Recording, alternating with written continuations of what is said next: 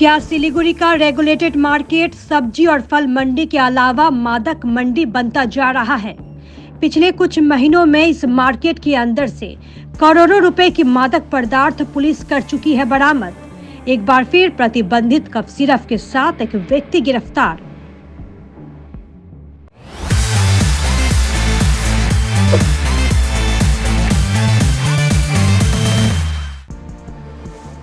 आरोप है कि दिन के उजाले में रेगुलेटेड मार्केट में कच्चे माल का कारोबार और रात में मादक पदार्थ की खरीद बिक्री का खेल चलता है।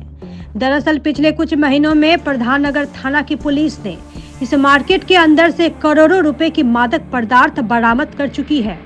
वहीं बीती रात को भी एक व्यक्ति अलीपुर द्वार के फालाकाटा से बैग में प्रतिबंधित कफ सिरप लेकर रेगुलेटेड मार्केट में बिक्री की योजना से पहुंचा था, लेकिन इसकी भनक लगते ही प्रधाननगर थाना की पुलिस ने रेगुलेटेड मार्केट में मादक पदार्थ की तस्करी करने पहुंचे रफीकुल इस्लाम नामक एक व्यक्ति को रंगे हाथों पकड़ लिया।